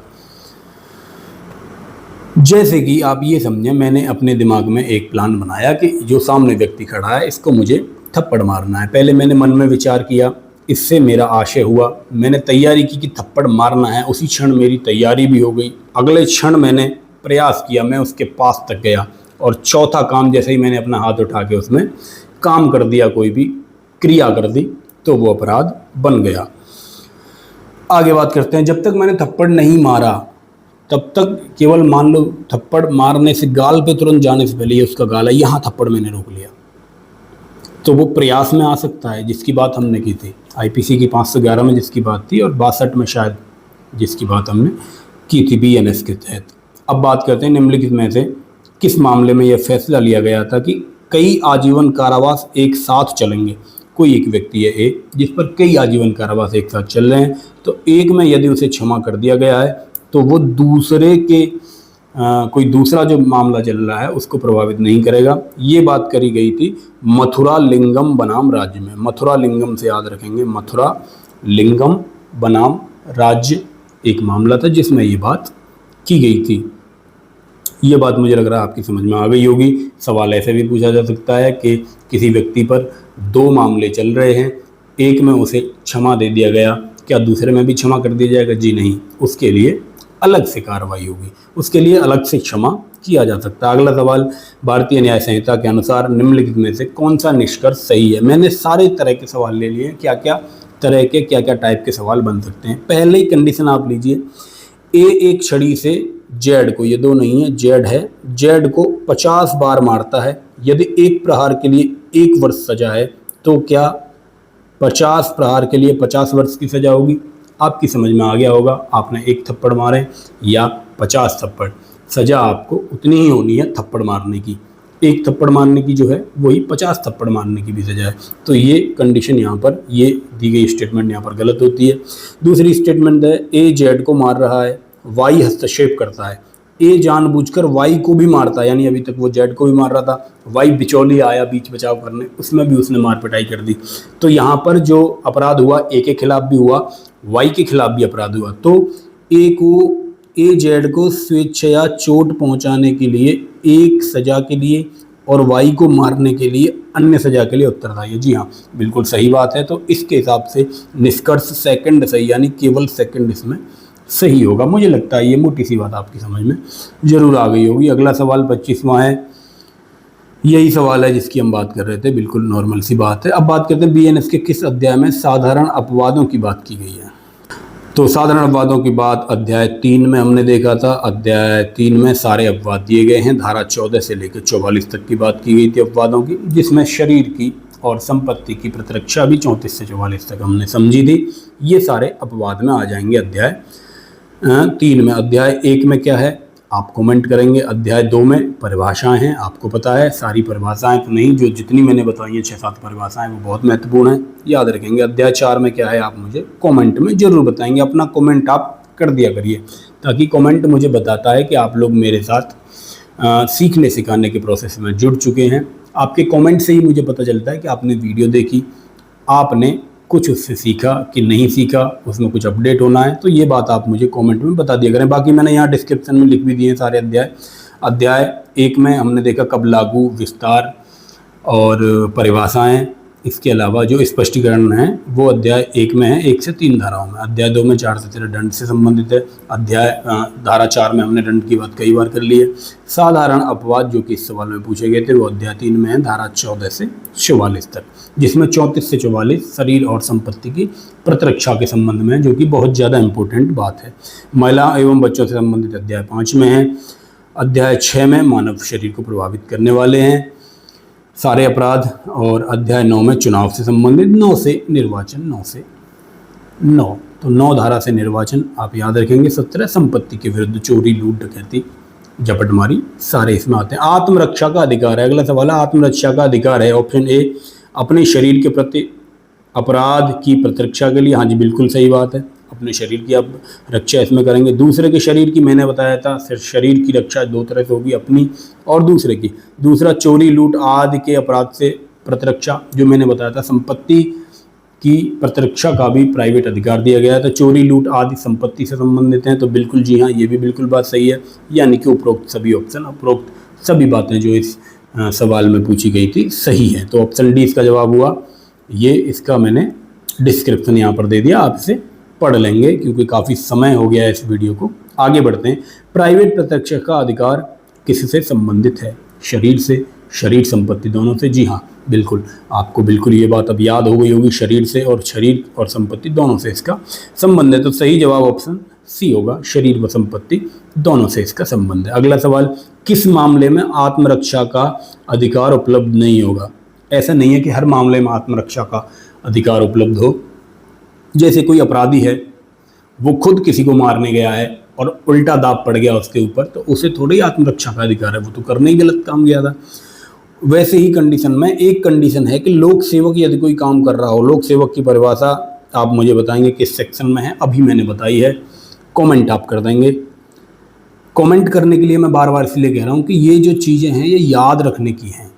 नंबर आपसे डायरेक्ट पूछ ले, मेमोरी बेस सवाल यदि बन गया, नंबर पूछ लिया, तो आप कैसे बताएंगे? तभी बता पाएंगे जब आपने कई बार उसे लिखा होगा, कई बार उसे पढ़ा होगा। तो लोक सेवक की परिभाषा कहाँ है आप मुझे बताएंगे, और याद रखेंगे कि लोक सेवक यदि कोई कार्य कर रहा है और आप यदि कहने लगें, या कोई व्यक्ति, अपराधी व्यक्ति कहने लगे कि मैं आत्मरक्षा कर रहा था, जैसे लोक सेवक विधिक कोई कार्य कर रहे हैं, किसी वारंट का निष्पादन कर रहे हैं, वारंट लेके वो किसी अपराधी को पकड़ने आते हैं ए को, और ए उन्हीं के साथ मारपीट कर देता है और कहता है कि मैं तो अपनी आत्मरक्षा के लिए मैंने ये कहा है, तो भाई साहब बात नहीं चलेगी, आपको उसकी भी अलग से सज़ा दी जाएगी, उस व्यक्ति को उसकी अलग से सज़ा दी जाएगी। अगला सवाल, भारतीय न्याय संहिता 2023 व भारतीय नागरिक सुरक्षा संहिता 2023 दोनों कब लागू हुई? तो मैंने आपको कई बार बताया इस वीडियो में, 1 जुलाई 2024 को 3 नए कानून लागू किए गए। ये बात मैंने यहाँ पर लिख भी दी है, इनके अध्याय बता दिए हैं। आगे बात करते हैं, भारतीय न्याय संहिता 2023 में किस धारा में दहेज मृत्यु की बात की गई है? यदि आपको याद रह गया हो, दहेज मृत्यु महिला एवं बच्चों से संबंधित अपराधों की जब हम बात कर रहे थे, धारा 63 से लेके 99 तक की बात हो रही थी, जिसमें 63 में मैंने आपको बताया था बलात्संग की परिभाषा, और 80 में मैंने बताया था दहेज मृत्यु की परिभाषा। तो 80 आपको याद रहनी चाहिए। इसके बाद इसमें जो धाराएं दी गई हैं, 63 बलात्कार, बलात्संग यानी रेप से संबंधित है, 304 झपटमारी यानी स्नैचिंग से संबंधित है, और धारा 401 न्यायालय और न्यायाधीशों से संबंधित है। इसका डिस्क्रिप्शन भी यहाँ आपको मिल जाएगा, एक बार पढ़ लेंगे, बार बार पढ़ेंगे, चीज़ें याद हो जाएंगी। थोड़ा सा मुश्किल है, क्योंकि इसीलिए मैं कहता हूँ कि बहुत ज़्यादा आपको पढ़ने नहीं है, बहुत ज़्यादा चीज़ें आपको याद नहीं करनी है। मैं नहीं चाहता था कि इस पर मैं 6 घंटे की या 10 घंटे की वीडियो बना दूं। मुझे लगता है इसमें जो बहुत महत्वपूर्ण चीज़ें हैं वो आप पढ़ लें, क्योंकि इससे भी ज़्यादा उपयोगी चीज़ें आपके सिलेबस में हैं। जैसे संविधान है, वहाँ से 14-15 क्वेश्चन आने हैं, उस पर आप फोकस करें। हिंदी एक ऐसा स्कोरिंग सब्जेक्ट है, उस पर थोड़ा सा टाइम देंगे तो वहाँ स्कोर अच्छे से बढ़ा लेंगे। मैथ, रीजनिंग तो स्कोरिंग सब्जेक्ट है ही मेरे दोस्त। तो यदि ऐसी कंडीशन में जहाँ पर हिंदी जैसा सब्जेक्ट आपके पास है, जहाँ पर आपको पता है कि इतना पढ़ना है और 40 क्वेश्चन में सही कर दूंगा, मैथ्स और रीजनिंग जैसे सब्जेक्ट जहाँ हमारे पास है, जहाँ हमें पता है कि हम इतना पढ़ लेंगे तो आराम से 40 की तैयारी के साथ हम 37-38 क्वेश्चन सही कर पाएंगे। ऐसे में जब आपको पता है कि जीके में संविधान मेरे पास है, और भी चीज़ें हैं जो मैंने पहले से पढ़ रखी हैं, इतिहास, भूगोल वगैरह, वहाँ जब मैं अच्छा स्कोर कर सकता हूँ, तो यदि ऐसी कंडीशन में आप एक क्वेश्चन के लिए, 2 क्वेश्चन के लिए बहुत ज़्यादा टाइम दे देंगे और दूसरी चीज़ों के साथ कॉम्प्रोमाइज़ कर लेंगे, तो मुझे लगता है वो अच्छा तरीका नहीं है। तो इसीलिए मिनिमम यहाँ से आपको मिनिमम पढ़ना है। मूल विधि और जितने भी अधिनियम दिए गए हैं, यहाँ से आपको बहुत बेसिक बातें, मिनिमम चीज़ें पढ़नी हैं जिनकी संभावना बहुत असीम है, बहुत ज़्यादा संभावना है कि ये आ सकती है, वही पढ़ना है। ज़्यादा इसमें अपना एफर्ट नहीं लगाना है। बात करेंगे आगे, दहेज मृत्यु की हमने बात की, धारा 80 की। आगे सवाल है कि निजी रक्षा का अधिकार की प्राकृतिक प्रवृत्ति पर आधारित है। ऑप्शन है आत्मनियंत्रण की, आत्मसम्मान की, आत्मसंचलन की, कि आत्म परिरक्षण की। तो मैंने आपको बताया था निजी रक्षा के जो अधिकार हैं वो रक्षा करने के हैं, यानी रक्षण, इस शब्द को आप समझें, डी को, आत्म परिरक्षण यानी अपने रक्षा के लिए आप इस अधिकार का प्रयोग कर सकते हैं। तो ऑप्शन डी इस सवाल का सही जवाब होगा। अगला सवाल है कि जब व्यक्ति संयुक्त रूप से चोरी करते हैं, बीएनएस के तहत इसे डकैती की घटना माना जाता है। मैंने आपको बताया था संपत्ति के विरुद्ध अधिकारों में कि जब 17 में मैंने बताया था 7 से 17 7 संपत्ति, तो जब चोरी, लूट, डकैती, मैंने बताया सब अलग अलग तरह के अपराध हैं, सबकी परिभाषाएं दी गई हैं। चोरी चुपचाप किसी की वस्तु को ले जाना, वहीं लूट में धमका कर यदि कोई काम किया जाए, कोई मेरे पास आए और मेरा लैपटॉप मेरी आंखों के सामने मुझे तमंचा दिखाकर या मुझे धमका कर या बल प्रयोग करके ले जाए, तो उसे लूट का। वहीं 5 या 5 से अधिक व्यक्ति यही काम कर दें, तो 5 या 5 से अधिक व्यक्ति लूट करेंगे तो उसे डकैती माना जाएगा, उसमें डकैती की धारा में मुकदमा लिखा जाएगा। इतनी बात आप बिल्कुल याद रखेंगे। ऑप्शन बी यानी 5 से 5 अधिक व्यक्ति यदि लूट करते हैं तो उसे डकैती कहा जाता है, संयुक्त रूप से। आगे बढ़ेंगे हम, तो ये इसका डिस्क्रिप्शन आपने देख लिया, इसे आप पढ़ लेंगे। आगे बढ़े, हाँ यहीं पर हमारी स्लाइड और आज की क्लास ख़त्म होती है। कुछ चीज़ें जो मूल विधि में रह गई होंगी, पहली क्लास थी तो मैंने कोशिश करी कि ये लगभग 1 घंटे में जितनी भी इम्पोर्टेंट बातें हैं ये आपकी ख़त्म हो जाए। मुझे लगता है जब आप इसके सिलेबस पे जाएंगे, सिलेबस की जब बात करेंगे, तो मुझे लगता है सिलेबस को जब हमने शुरुआत में वीडियो की डिस्क्राइब किया तो हमने देखा कि जो 17-18 टॉपिक हैं वहाँ से वही 6-7 क्वेश्चन बनने हैं। तो उसके हिसाब से मुझे लगता है 1 से 2 घंटे पर्याप्त हैं इस सब्जेक्ट के लिए। एक बार आप किसी किताब से भी सारी चीज़ें डिटेल में थोड़ा सा पढ़ लेंगे। किताब से मेरा मतलब जो यूपीएसआई के लिए किताबें बनी हुई हैं, ऐसा नहीं है कि आप बीएनएस की किताब पढ़ने लग जाएं। बीएनएस, ये देखिए मेरे सामने जो किताब रखी है ये इतनी मोटी किताब है, इसे आप पढ़ने लगेंगे तो मुझे लगता है 3-4 साल का समय आपको आराम से लग जाएगा पढ़ने में। तो गुरु, आपको केवल वो चीज़ें याद रखनी है जो आपके एग्ज़ाम में आनी है। तो यही चीज़ें हैं, बाकी मैंने यहाँ लिख दिया है खाकी गाइड, ये मेरा इंस्टाग्राम है। कोई भी क्वेश्चन आपके मन में हो तो आपको पता ही है वो क्वेश्चन आपको कहाँ भेजना है। क्वेश्चन की बात मैंने बताई थी पिछली वीडियो में, जो गणित की वीडियो लेके आया था, मैथमेटिक्स की। क्वेश्चन का इमेज आप लेंगे गणित के मामले में और मुझे इंस्टाग्राम पे भेज देंगे। बाकी यदि इससे संबंधित कोई आपका सवाल है, इस सब्जेक्ट से, मूल विधि से संबंधित, तो आप वो सवाल लिखेंगे, सवाल के साथ आपका नाम लिखेंगे, नाम के साथ आपका मोबाइल नंबर लिखेंगे। मोबाइल नंबर किस लिए, क्योंकि हो सकता है क्या, एक मोबाइल नंबर इसलिए कि आपका एक ग्रुप बना देंगे जिसमें फिर सीधा आपको इंस्टाग्राम पर नहीं आना पड़ेगा, जिसके माध्यम से आपको आपके जवाब मिल जाएंगे व्हाट्सएप पे। तो नाम, मोबाइल नंबर और आपने स्टेट, आप कहाँ से हैं और आपका डिस्ट्रिक्ट, उस स्टेट में कौन सा डिस्ट्रिक्ट है, ये 3-4 बातें आप मुझे लिख के भेज देंगे। हाय हेलो कुछ नहीं भेजेंगे, हो सकता है आपका सवाल में ना पढ़ पाऊँ आपकी हेलो के चक्कर में, क्योंकि हाय हेलो वाले मैसेजेस को गुड इवनिंग, गुड मॉर्निंग, ये सब नॉर्मल सी बातें के लिए थोड़ा समय बर्बाद करने से मैं बचता हूँ। तो सीधा सवाल लिखकर आप मुझे छोड़ दो, मैं पढ़ लूँगा, आपका जवाब भी आपको मिल जाएगा उचित माध्यम से, या तो वहीं मैं उसका रिप्लाई कर दूँगा या दूसरे माध्यम से व्हाट्सएप ग्रुप में आपका रिप्लाई कर दूँगा। तो नंबर इसलिए भी छोड़ दें ताकि मैं आपको व्हाट्सएप ग्रुप में ऐड कर पाऊँ। जितने भी बच्चों ने यहाँ तक वीडियो देख ली है, नंबर मुझे मैसेज कर दें जिससे कि मैं उन्हें अपने व्हाट्सएप ग्रुप में जोड़ लूँ, जहाँ पर आपके डाउट्स का, आपके जिज्ञासाओं का निस्तारण किया जा सके। खाकी गाइड, आपको पता है जितने लोग इंस्टाग्राम से आए हैं एक बार कमेंट छोड़ दें। और निश्चित ही देखिए मैं बहुत मेहनत इसमें कर रहा हूँ, कंटेंट जो सेलेक्टिव कंटेंट है, हालांकि पढ़ाने को मैं सारी एक एक धारा आपको पढ़ा देता, कोई मतलब उसका नहीं रहता, ये हो जाता कि भैया ने बहुत पढ़ा दिया, बहुत ज्ञान इन्होंने दे दिया, बहुत ज्ञानी है हमारे भैया। लेकिन जो आपके एग्ज़ाम के पॉइंट ऑफ व्यू से ज़रूरी बातें हैं उनकी बात मैंने की है, इन्हीं पे आपको फोकस भी करना है, ज़्यादा चीज़ें इकट्ठी नहीं करनी है क्या छोड़ना है, इस पे बड़ा फोकस मैंने दिया है।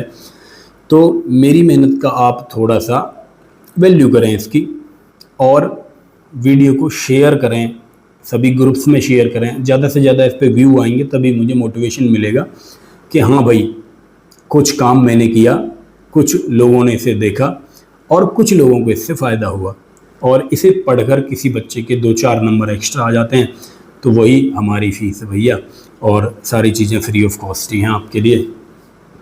ठीक है, तो मैं मिलता हूँ अगली वीडियो में। आप सबका धन्यवाद, थैंक यू।